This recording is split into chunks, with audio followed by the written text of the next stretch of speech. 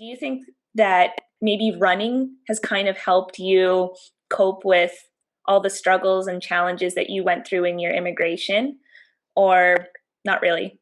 No, yeah, I think it gives you that mentality of grit and consistency and perseverance. And yeah, for sure, I love immigrants. I was just talking to my wife.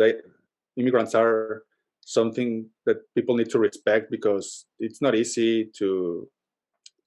It takes a special kind of person, right, to become an immigrant. Not everyone is willing to risk sometimes everything, right, Yeah. to go to another place.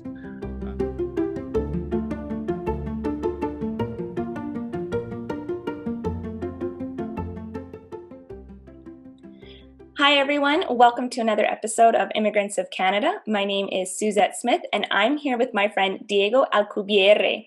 Welcome to the show, Diego. Thank you. That's an amazing Alcubierre. Great R's. Oh, thank you. I know that the double R's always can be kind of tricky for native English speakers just because a lot of them don't know how to roll the tongue. So thank you. I practice that a lot. You nailed it. Thank you. So Diego, when we talked for the first time, you mentioned that you were from Mexico. Yeah. And so can you bring us into your backstory a little bit? Just tell us who Diego is from the beginning. Yeah. Well, I lived in Mexico pretty much my whole life. I've been here in Canada just under a year. Under a year officially because we were here last year and maybe we touch into that in the future here. But with my wife, I always wanted to come to Canada. My family is still in Mexico. We miss them a lot, and just with this pandemic, my mom was about to come, and the flight was canceled. But yeah, I think when you see the rankings of the best place to live in the world, you always see Canada at the top, and we thought, well, yeah, maybe we can go there and improve our lives a little. Yeah. No, yeah, I hear you. So, I mean, I feel like you left out a lot of stuff in between the transition from Mexico to Canada.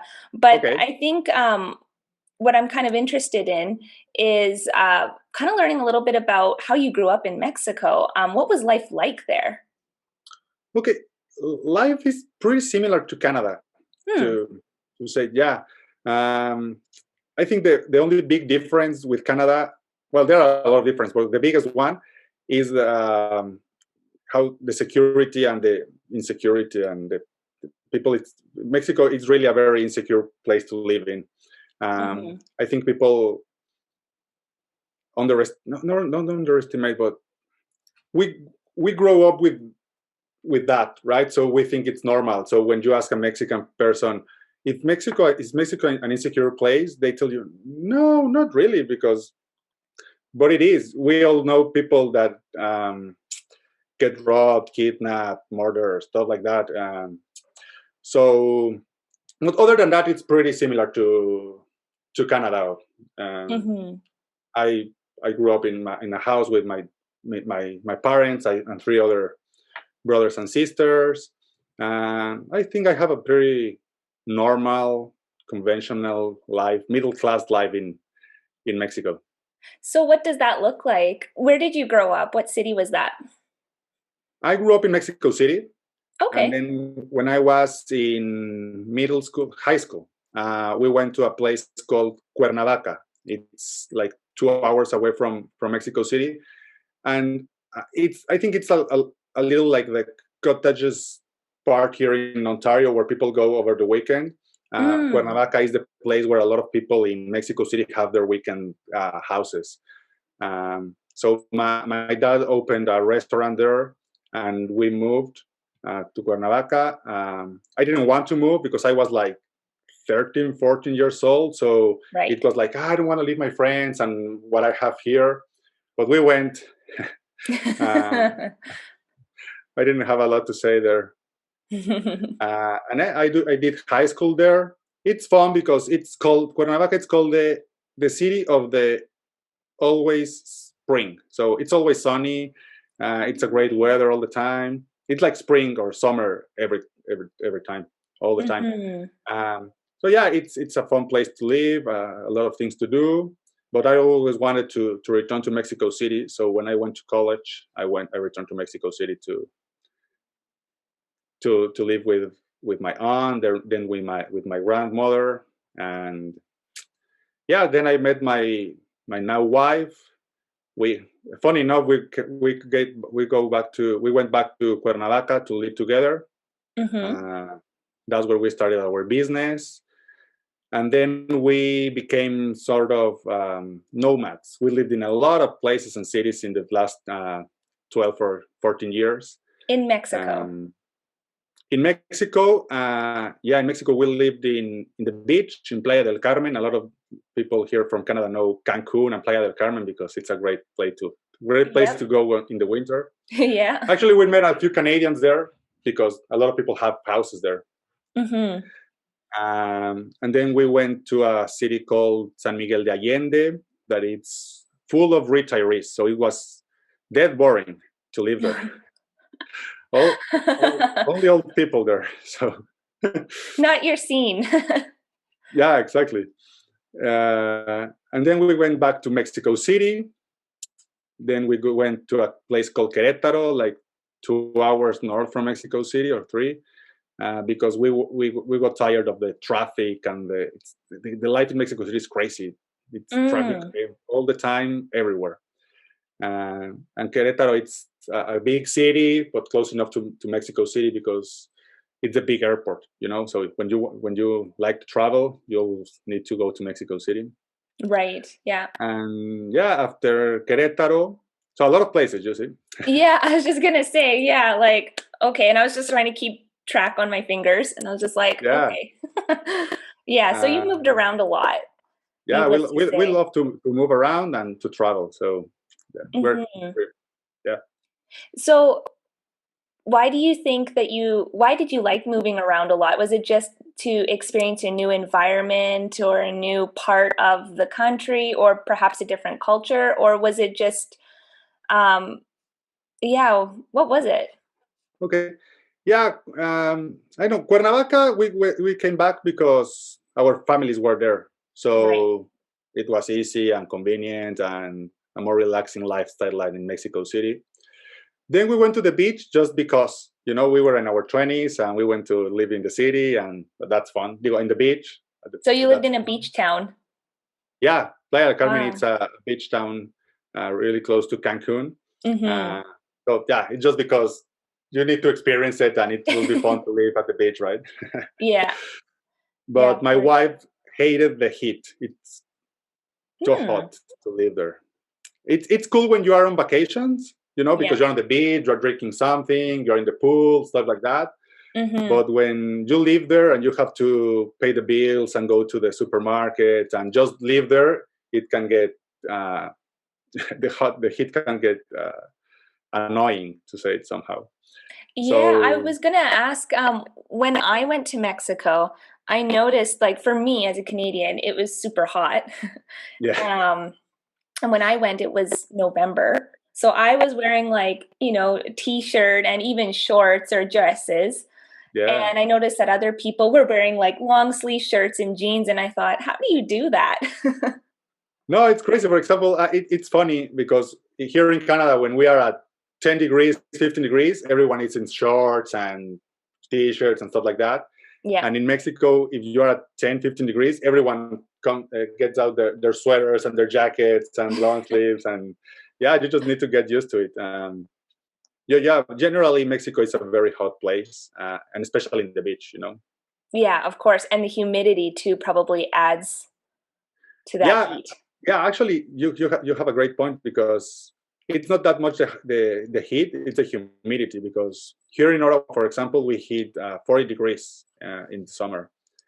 And in Playa del Carmen, we are around 30 degrees. But with the humidity, it's the thing that kills you. And living there, I liked it because it's a lot of fun. You have a lot of parties, it's a really relaxed lifestyle. Yeah. But yeah, the heat drove us away. Okay. So you guys did move around a lot. You mentioned that you two started a business together. Yeah. So can you talk a little bit more about that business? What was it? Yeah, we were really into the environment and the healthy lifestyle and green stuff and stuff like that. So we started a business that actually it started like as a blog, uh, Mm-hmm. like a green blog and green stuff about blog and solar energy. Okay. Um, and that evolved into a network of blogs, and then it evolved into us giving courses about solar energy, and then we taught people how to start their own solar energy business. Mm, And yeah, it just evolves as the users and as our visitors ask us for things. right. Yeah, and we did that for about 14 years. Wow, that's a uh, long time. yeah, we started young. uh, yeah, we did like for 14 years, and we just got bored of doing that. Hmm. And So when we came, why yeah, solar energy? I studied civil engineer, Okay. uh, and when I was in college, somehow I got in contact with solar energy, and I thought it was really interesting and the energy of the future and stuff like that. Mm-hmm. So actually, the business started when I was trying to. I got the distribution of some solar heaters to heat water in houses. But Right. when I was trying to sell them, I was still in college. I Mm. I got a lot of questions about how does solar energy work. It's it expensive, and I thought I was spending more time teaching people how to use it or what it was than selling it. So I Okay. thought maybe I should start a blog and teach people how to what solar energy is and how to use it. And Mm. eventually it became a business more than selling the stuff. That's cool how that just kind of expanded from there. Did you like that it turned into a business rather than selling it, or Oh would you yeah, have preferred because the when other you way have a around? blog, you work from your home. It's you don't have to be outside all the time selling. Yeah, like I don't like selling. We all need to sell at some point, but I don't enjoy it that much. Yeah. I'm not a natural seller myself, so that would Really. be intimidating for me personally, but some people are naturally gifted at it. So, Yeah, I envy them. yeah. People that just get out and can sell, and yeah, I envy them so a little. Yeah, exactly. Okay. So you got into solar energy and you did that for 14 years and then you said that you got bored. Yeah. So, why was it just because you had been is it just because you were teaching the same stuff over and over again, or was it just kind of thinking when you started the business, you two were so young and you just kind of thought, well, this will be good for now. It's not what we want to do the rest of our lives, but it's a good starting point right now, and then we'll when we're ready, we'll move into something different. Can you kind of Okay. talk about why you got bored? Yeah, no, we thought we will do that for forever. Um, Oh, but we got bored because of two things. One, yes, it's teaching the same things over and over and over and over again. And I think we are, my wife and I, entrepreneurs by nature. So we'd like to do new things all the time. That's mm-hmm. one. And the other one is that I think we idolize, I don't know if that's the right word, but we thought of solar energy like the big thing that the thing that was going to change the world and Right. to help the environment and stuff like that. But as years went by, we thought we realized that it's not going to be. It's something that people are going to use very sporadically, and some governments are going to invest in it. But Mm-hmm. it's never going to be a it's never going to replace fossil fuels. It's not never going to replace carbon. It's never going to replace petrol or stuff like that.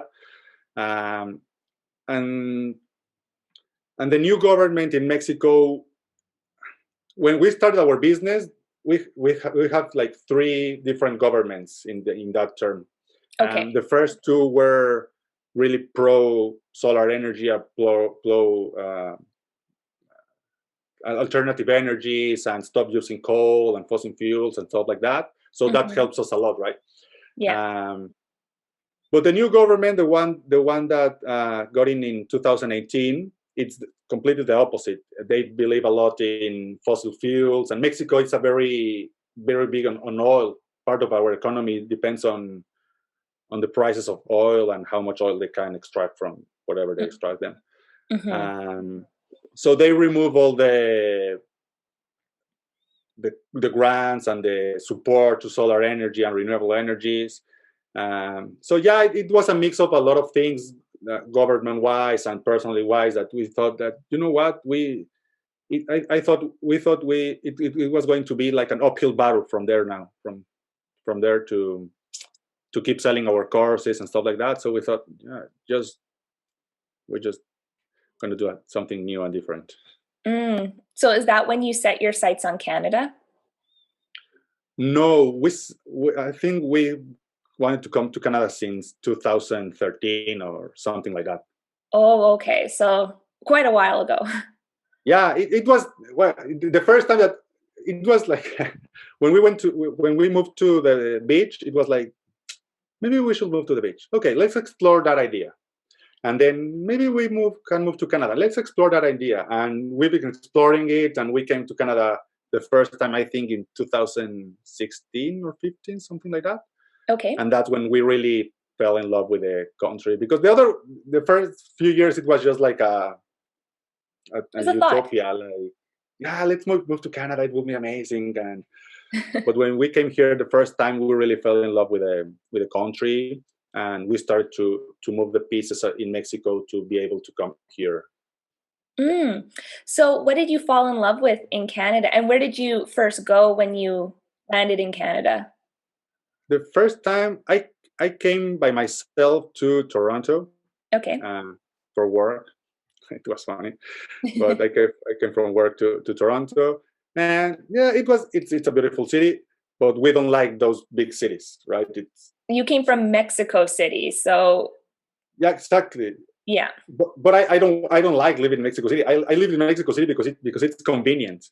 Yeah. Because I think it's like Toronto or Vancouver. It's convenient to live there because everything's there, the big airports and a lot of jobs and stuff like that.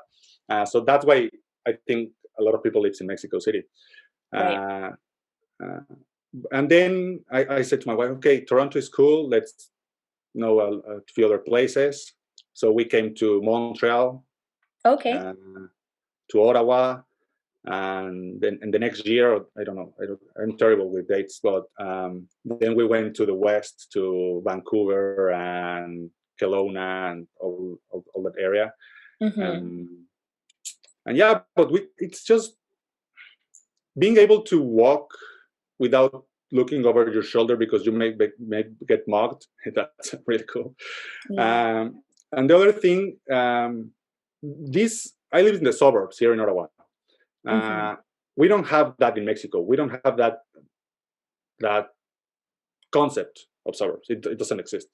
Oh. In Mexico, we live in a lot of gated communities. I see. Okay. But I remember a lot. The first time we came, we went to all the suburbs and to drive around and to see. And once we saw a few kids walking from school, right, by themselves, like 10-year-olds. By themselves, walking from school to their home. And there was this super amazing lady with a stop sign, letting people cross, the kids cross. And a patroller, yeah. Yeah, so it was like being in the movies for us, because we don't have that kind of experience in Mexico. And you see it in the movies, right? And it was like, we can live here? That's awesome, that this kind of life really exists. It's not just in the movies. So we thought, yeah, we can. That's awesome. Let's try it. So you just decided to try it. You just thought, okay, like, we're gonna pack up and move. Did you have a family at this point? Yeah, I have two kids. My daughter, she came with us the first time. Then my son was born, but the decision was already made to come here. Actually, when he was born, things stalled a little or got delayed a little, because we were ready to put our papers and apply to come here. But in the meantime, he was going to get born, so it was going to be complicated to add his passport and all his documents into our application. So we needed to wait until he was born and we got his passport and stuff like that to make the application Right. Right. Okay. So it was a bit of a process then. And so when you first came to Canada on a visitor's visa, I'm assuming? Yeah. Okay. So then you decided to come to Canada. At this point, did you let go of your solar energy business or did you need to end that? No, actually, the initial idea was when we decided to come in 2016, 2017, we start to create a business in Mexico that allowed us to come here and have the business also. So we moved everything online so we can work from anywhere and stuff like that. And the idea was to keep doing the solar energy business here. But in those 2 or 3 years between those two things, a lot of things happen, and we decide to. It's still going in Mexico. It's just a small business, and we don't do it actively. So you're making passive income off of that? Yeah, to say so. Okay. No, that's very cool. And so what did you do when you came to Canada? What did you decide you and your wife were going to work on? We started the running business a few years ago back in Mexico also, but just as a side business, just helping a few friends and creating a few training plans and stuff like that. But I think really the idea of the running business, Bannister, came when we applied from the permanent residence here in Canada. Okay, there's a lot of different ways to do it. They have like, I don't know, 100 different programs to come to Canada, right? Right. And we applied for one that it's called self-employed because we were self-employed. We have our own business in Mexico, and we just wanted to migrate the bank accounts pretty much to here and keep doing the same things we've done. That makes sense. Yeah. Yeah. So we applied for that I think in June 2018. Okay. And in the Canada government says that it's like between a 2 and a 5 year process to get the permanent residence using that kind of, That's a long time. Yeah, that's a long time. But yeah, it was, we thought our best option. Yeah. So we applied in June 2018. But also in June 2018, the new government came in. We hate the new president. We think he's stupid. He's going to do very bad things to Mexico. And we thought we just need to get out of here. We need to move our money away from Mexico. And 2 or 4 months later, I just live in a gated community in Mexico. Right. It has gates and security cameras and everything, all the community. But I'm not kidding you, like 400 meters from my house, they killed a guy with a machine gun. And they blasted that entire house with machine guns. Oh my gosh. Okay. Yeah. So at that point, we were in June, we applied to the permanent residence, and okay, we will wait here between 2 and 5 years to go to Canada, right? When we get our papers. But when that happened, it was like, we can't live here. It's urgent. It's urgent, yeah. Nothing happened to us personally, and we weren't at that point in any kind of danger per se. But it was really close to my house, right? Like 400 meters from my house. I was working at my house, and I heard the. At first, I thought there was a lot of construction. Right. I thought something fall, right? Like, I don't know, something about the construction fall. But then you start receiving in WhatsApp and messages, and if everything's okay and stuff like that, what happened? And we found out that happened. And that day, my wife and I said, you know what? Let's get out of here. Let's go to Canada with our visitor visa and wait there for the answer. Oh my gosh. That's crazy. Yeah. Our lease in the house we were renting ended in February of 2019. So we said, okay, the last day of February, we are out of here. We are going to Canada, and we're going to wait there for the answer. Because okay, But okay, it was, and we set the date the 28th of February of 2019. We're gonna pack all our things, grab the kids, put everything in our car, and drive all the way to Canada. Right. And wait there. So we sold everything. We just kept like 3 luggages and our car. We get the kids out of school. Mm-hmm. And one day before the 28th that we were supposed to come here driving, we got an answer from the government of Canada saying that our application was denied. Oh no. Oh. It was brutal because we were delivering our fridge. Okay, here's your fridge. We just sold it. And my wife said, come look at this email. And it was like, what could you do? But we say, you know what? I can't swear here, right? But F it. Let's do it. Yeah. Oh. We already sold everything and we will figure it out. And we already have planned a road trip. We took one month to get from Mexico to Canada. We stopped in a lot of places in the US, in Mexico. We went to a lot of museums. We already have a trip planned around it. All the Airbnbs paid for, the hotels paid for, everything. So you know what? Let's do it. Let's just figure it out. And on the trip, we come up with the startup visa program. Okay. That it's an easier way to come to Canada, and we start to explore that, to explore the startup visa thing. We already have the idea of the running business and stuff like that. So in that process, in that month and a few months here in Canada, we created the business idea of creating Bannister and all the things that Bannister does. And we met a lot of cool people here in Ottawa.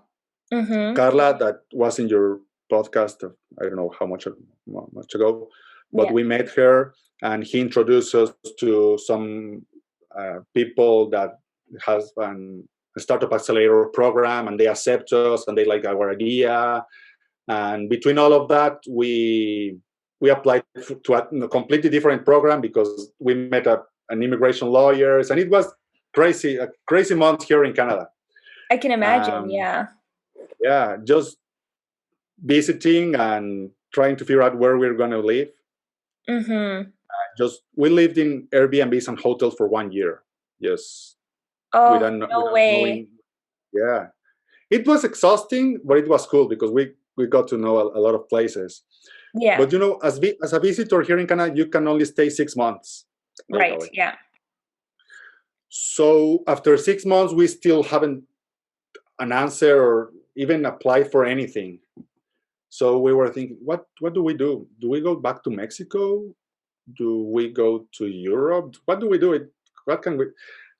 So we went to the US because we thought, okay, if we have a successful application, it's a shorter trip to come back to Canada if we are in the US.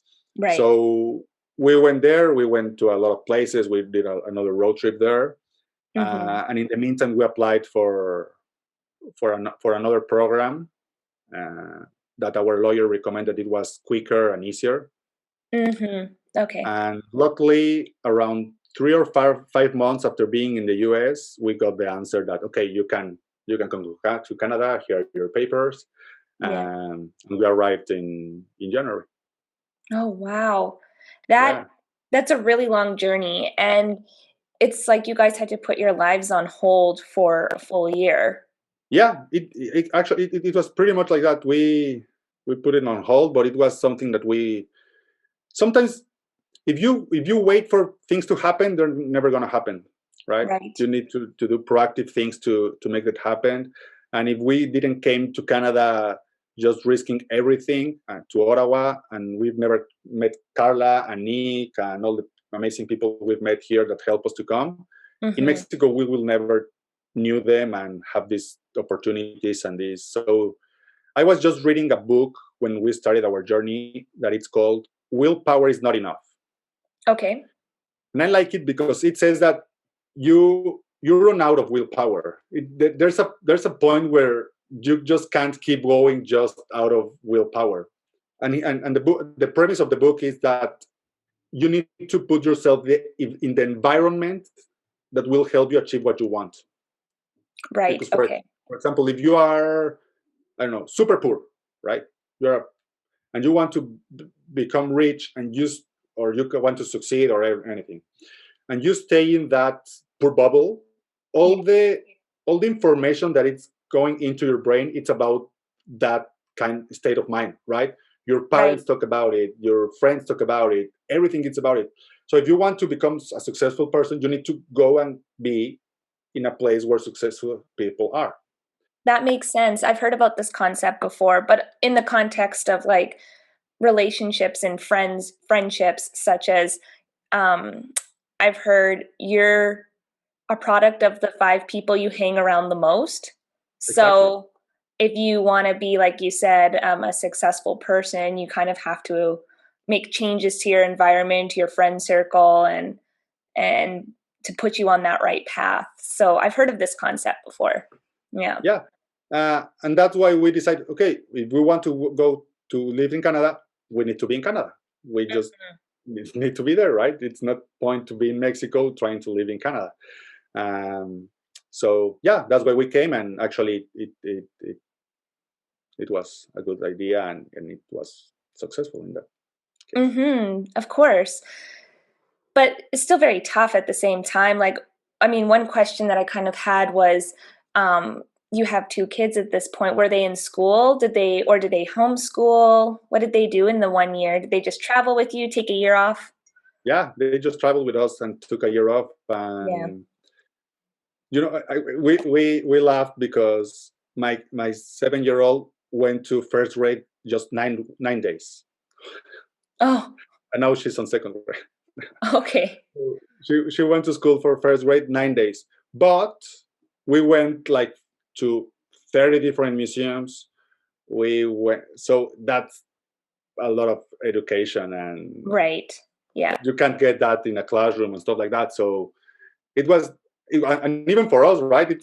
We know new things, and we've met and we've seen things that we've never seen if this road trip hasn't happened. But yeah, so a lot of people stress about it. Oh, your kids didn't go to school for 1 year, and I say to them, man, they learn more in that 1 year in that all of places and cities and museums that we went that 1 year at school. Well, and I can imagine. So just, because you can't teach experience at the end of the day. You have to live it. For example, little things or stupid things. For example, we loved a series of books, the Alcor Narvel. Okay. They are for kids, but they're super funny. And it's about a narwhal, right? A funny narwhal that lives in the sea and has a jelly bean as a friend. But once we were in a museum, I think I don't remember in what city, but there was a narwhal tusk there, and it's amazing. It's like it's 7 huge. feet tall. Yeah, it's huge, and we could make that connection. Oh, the narwhal, and look at the tusk, and my kid is super. It's bigger. It's taller than you. That it's amazing to see the tusk and stuff like that. So that kind of experiences teach kids and us more than being a year in a classroom, for sure. Oh, I'm glad that worked out. Yeah. Thanks. And so with Bannister, because it's primarily focusing on running, but like mentoring, and it's an app too, you said. I just kind of wanted to ask a little bit how you got into running, and talk a little bit about your running career, because you have some pretty amazing accomplishments. Like you've done a half marathon, you've done a 5K, you've done a half marathon, and then you've done a full marathon. Yeah. So let's just talk about running for a bit. Sure. I've done sports pretty much all my life. I love any kind of sports. I've done basketball, rugby, football, running, triathlons, and CrossFit. I even took some boxing classes, and I just love sports. Yeah. And running is a very easy sport to do. You just need to put on your running shoes and go outside to run.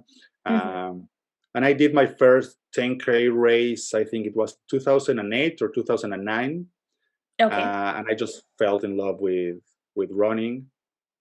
And then when my daughter was born, and then work took off, and having fun in the beach took up our lives, and I stopped running, and it was just partying. But when my daughter was born, we just stopped partying. It's hard to go to outside when you have a newborn. Yeah. So I needed a way to relax or to have fun, and I took up on triathlons because I found out that you can qualify. There's a triathlon world championship. Yeah. But there's an amateur triathlon world championship, and I thought that was super cool. That you can be a regular Joe and have a family and just train and qualify to run with a lot of different countries in a world championship. So that's what I took triathlon with the goal of qualifying to the world championships. But I'm a terrible swimmer. I'm a terrible swimmer. So I can do the bicycle part and the running part pretty well, but I'm a terrible swimmer. So I've never qualified to the triathlon world championship. Oh, okay. But then I found out that there's a duathlon world championship where you only run and then do the bicycle part and then you run again. And I thought, oh, maybe I can qualify in that sport. And luckily I did, but I just got hooked into that. I got obsessed into how can I improve my running and how can I improve my cycling. And when you start to have good times in your 5Ks and your 10Ks, your friends start to asking you, oh, can you help me? And what are you doing? And stuff like that. So I start to coach them. And I got obsessed pretty much with it. I read all day about running, and I have all my running shoes right here. Yeah. I just got obsessed and got my certifications on as an Ironman coach, as a running coach, as a personal trainer, just to really have the qualifications and the knowledge to really help people, and not only based on my experience that a lot of people do. That, okay, I'm a good runner, I can coach you. Well, they're two different things, right? There's strategy involved for sure. No, and if you're a good player, for example, or a good runner, it doesn't make you a good coach. I always make the analogy of, a lot of people know. You know who Diego Armando Maradona is? No, sorry, I don't. He's one of the best soccer players in the world. It's like the discussion about who's the best soccer player in the world is between Pelé, the Brazilian, and he's Diego Armando Maradona, he's Argentinian, right? And he's like a god in Argentina. He's like and he won a few World Cups and great player. But then he was a great player. He's super mega famous in Latin America, at least, or in the soccer world.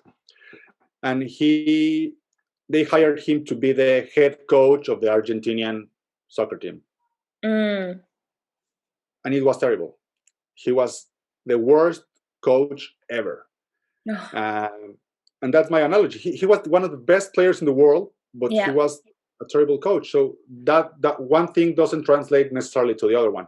And so that's why I took the appropriate qualifications and certifications to be able to really help runners based on science and of knowledge, not just based only on my experience, because I think that wasn't. It's one thing to know how to do, but it's another to know how to teach it to other people. And there's strategy involved with that too. And you have to know how to properly train an athlete so that they don't get injured. So many things involved. So yeah. Yeah, exactly. So I just couldn't believe though, seeing that you did like a half marathon and then a full marathon.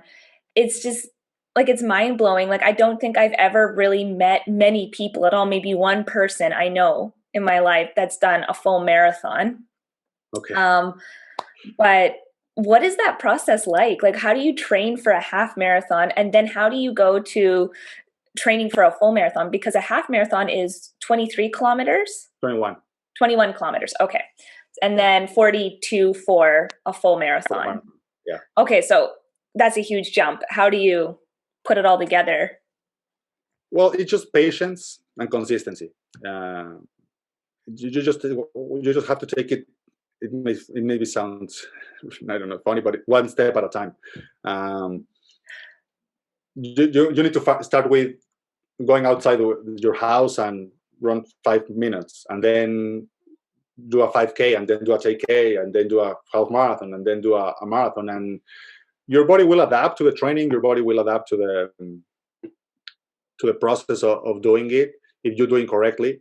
I often suggest people that a lot of people, oh, I want to do a marathon, right? And I'm going to do it in 16 weeks. You can do it. It's physically possible, but you will probably get injured. You will not enjoy the experience for sure, because running for 5 or 6 hours, it's not that funny if you're not prepared for it. You just will suffer for full 4, 5, 6 hours. So just take it easy. Just take it one step at a time, and give your body the proper time to adjust and adapt to the training, and to be able to do that kind of distances and run those races. But it's a process. It's like learning a language or learning how to ride a bike. You just have to do it one step at a time, have the patience and the commitment and the consistency to do it and do it and do it until you achieve your goal. Do you think a lot of people have that type of patience?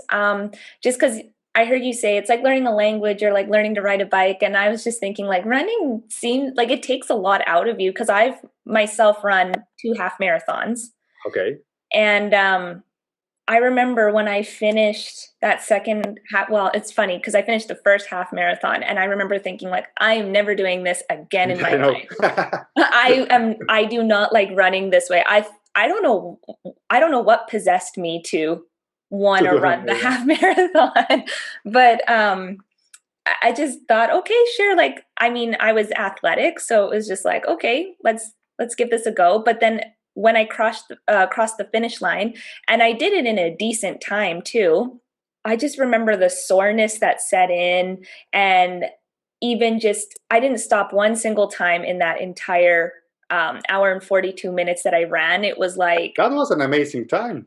I don't know how I did it. It may have been like an hour and 45 minutes. Let's say an hour and 45, but like, it's impressive. A lot of people, the goal of a lot of people is to run a sub 2 hour half marathon. So that's impressive. I don't know how I did it. I just put my music on, and then I just started running, and I didn't stop because I thought, if I stop, I'm not going to want to continue running. That's true. So we're going to keep going. And I probably trained the incorrect way, because I was in university at the time. Like at that point, I hadn't run more than a 13K. So I kind of saved it for the day. And I remember being so sore and so tired and thinking, I am never doing that again. Lo and behold, I was asked to participate in the Canadian Death Race. So it's in Grand Cache, and so very mountainous regions. And then you do it in a team of 5 people. So I took the first leg, which was just shy of a half marathon. I think maybe it was like 20 kilometers or something. So I just kind of chalk it up to a half marathon. But lo and behold, I got roped into that. And it was just like, how did I get into this position again? Like, I didn't want to do this half marathon. And then after I did that second half marathon, I was like, no way. And oh no, no more. So I really admire people who love to run, who do those half marathons and who do those full marathons. Like, my hat's off to them, honestly. My hat's off to you, Diego, because thank you. That's incredible. I understand what a half marathon is, and it's just mind blowing. So that's amazing. Thank you. A lot of times I think it becomes part of who we are in runners. It's part of our lifestyle. It's just running, for example, for me and a lot of people I know, it's like a meditation. It's that part of the day when we just let go and it's our own time, and we feel great after it, and you have a lot of energy during the day, and the days that you don't run, you feel sluggish and tired all day. So if you give it the time and the patience, a lot of times it just becomes part of your life. That's what happened to my wife, because I've been running, doing sports all of my life, and I always push her, right? Let's do something, and you need to do a half marathon, and you need to do this, and you need to do that. She's listened to me sometimes, but she did 2 half marathons just like you, and she hated it because it was just it's a difference to train for one race and to run for your lifestyle and then train to one race. I don't know if you can get the difference, but it's not the same. Okay, I'm just doing it once. Okay, I'm gonna train for 12 or 16 weeks to do a half marathon, and usually those people have your experience. They don't enjoy it. They don't want to do it again, because 12 or 16 weeks, it's not enough time for your body to really adapt to run a successful or an enjoyable half marathon or marathon. Right. So you have to do it for a while to start to enjoy it.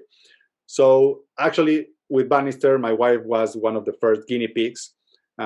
When with our philosophy of listening to your body and train through your heart rate and train through your current capacities, through your current fitness, right? Yeah. Because a lot of people, for example, I want to run a half marathon, and I want to run a half marathon in under 2 hours. So you go out, you buy a training plan, you download an app, you hire a coach, and a lot of people are going to say, okay, sure, here's your plan. But if you're not used to it, it's going to be hard, it's going to be tiring, you're not going to finish your workouts and stuff like that. So with Bannister, we change the approach and we say, okay, what's your current fitness right now? We assess your fitness with a super simple test. And based on that, we create a training plan for you based on that fitness. So maybe you will run the half marathon in 3 hours or 4 hours, I don't care. But it's going to be appropriate to your current capacities. And from there, okay, you finish, how are you feeling? Okay, I'm feeling great. I didn't hit my 2-hour half marathon goal, but I'm feeling great, and I think I can improve. Okay, now let's create a new training plan for your new fitness, because you've been training for 12 or 16 weeks, and you're now have more fitness, you're a better runner. Now let's create a training plan for that. And we can do that from a 5K to a marathon, right? Yeah. So I create that training plan using Bannister, the software that we have for my wife, and now she loves to run. Now she's part of her life, because she really enjoyed finishing that 5K. She had it, right? And she really enjoyed finishing her half marathon. It was 3 hours. It's a slow time to consider. I don't care about, I always say to people, we are not slow, because a lot of people just walk and not do anything. So just to finish it, it's an accomplishment. It is. But she enjoyed it because it was something within her body abilities. So that's the approach we have, and that's why Bannister was created, to really help people to enjoy running if they want to. Because a lot of people hate running, and it's okay. Not all people love it, but the people that tried it and hate it usually is because of that, because they push their bodies way too fast. No, I understand what you're saying about that. There's a method to building up slowly, and I think if there's one thing that now that as you're speaking, I was sort of reflecting too on my own running experience, and if there's anything I would have done differently, it would have been like, I kind of wish that there was someone like you to kind of take me through the steps, just because like I didn't have a coach when I trained for that first half marathon. In fact, whenever I had spares during university, I would put on my running shoes and go for a run around the river valley. And so that's really the only time I had to train, because then it's like you're kind of balancing school and then work at the same time, and then there's other things going on. So I really only had time to train during the week and in those school spares. So it was like you had a time limit, and then, how far can I go and then still make it to class on time? And so as I'm reflecting, it's like, okay, Yeah, I would have done things differently for sure had Yeah, I. and maybe you run slower, Yeah. but maybe you enjoy it, and it's a thing you remember with pride, and that's another thing. It's cool, and I love to break my own records and to run faster every time. Yeah. But sometimes you get caught into that. People congratulating you. Oh, that's a fantastic time, and you say, "Yeah, but I didn't like it. Yeah. I Yeah. didn't enjoy it, or it wasn't my goal." But yeah, when people start to, as I just say, no, wow, 1:45, it's an amazing time. Congratulations, Thank you. and you get caught up on that times and paces and the congratulations of people, and now that you have in Instagram Medal Monday, right, and just people show the medals. But yeah, Yeah.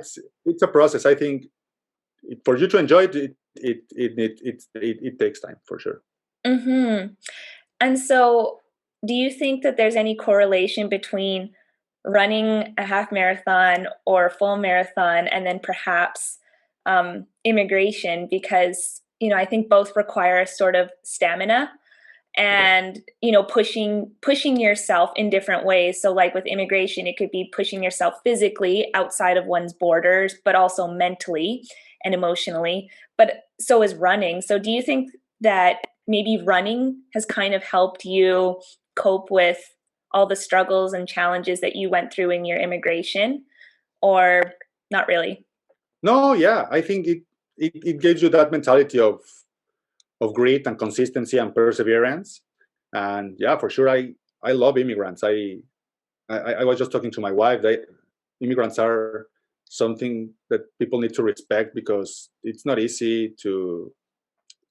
It takes a special kind of person, right, to become an immigrant. Not everyone is willing to risk sometimes everything, right, Yeah. to go to another place.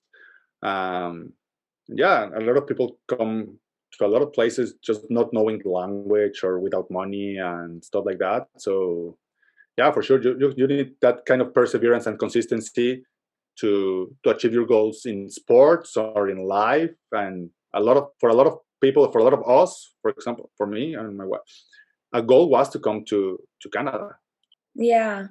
And so, kind of to wrap up, what are your closing thoughts on all the experiences you've had in the last few years? Because it's been quite eventful for you and your family. So, what do you think? I think I struggle with this because I just swear a lot, but just do it. Have to say, just do it. It's If you have a dream, just put yourself in the situation to accomplish it. Just don't dream about it. If you X, Y, or Z, you need to put yourself in the spot, in the situation, in the environment to achieve whatever you want. Uh, and usually it works out. I've never met, or I don't think I've never, but I've never talked to someone that took a risk and regret it. Right? We all take risks, and sometimes things work out, sometimes they don't, but you took a step forward to achieving whatever you want. And yeah, just do it. It's scary, yes. It's difficult, yeah. You will get out of your comfort zone, yeah, for sure. But if it's worth it, for sure also. Mm-hmm. It's worth No, the I risk. think that there's a saying of old people, no, that I always regret of the things that I didn't do. Yeah, I I've heard never regret of things that I tried. that. Mm-hmm. So, and I think that's completely true. Mm. I'm not that old to be able to say that yet, but I think it's true. Mm. Well, thank you for sharing your story and sharing your running experience and your tips with us. And yeah, it was fun to learn about. No, it was my pleasure to be here. Thank you for approaching me. And as you say in your first email, I'm going out of my limb or something like that. You say that, yeah. But no, thank you, and it's super fun to talk to you, and hopefully something that I'd say click to someone. I don't want to be I don't want to say, oh yeah, you learn from my experiences, yeah, but maybe someone learned something. Oh, we can all learn from each other. That's the thing. like we all have something to impart or a story to share. There's always going to be someone that relates. So I wouldn't doubt that for 1 second. Yeah, thank you. Hey everyone, and thanks for watching another episode of Immigrants of Canada. I just wanted to take this time to express my deepest thanks to all of you. Immigrants of Canada launched on October 1st of this year, and since its launch date, I've been able to share 10 amazing, successful immigrant stories with all of you. These stories have been inspiring and challenging and wonderful in just so many different ways, and they've blessed me, and I really hope that they've blessed you as well. I just also wanted to say thank you to everyone who's been following Immigrants of Canada on YouTube and on Instagram, as well as listening to the episodes on Spotify. I also wanted to say a special thanks to each individual who has donated financially to Immigrants of Canada. Your financial contributions have just meant so much to me, and they've enabled me to continue making more episodes for this podcast. So thank you so much from the bottom of my heart. Moving forward, I just wanted to let you all know that I'm going to be pausing for the month of December, and I'm just going to take a break to spend time with friends and family, to rest and to reflect. Merry Christmas and Happy New Year. We'll see you in January with more episodes. May you all be blessed.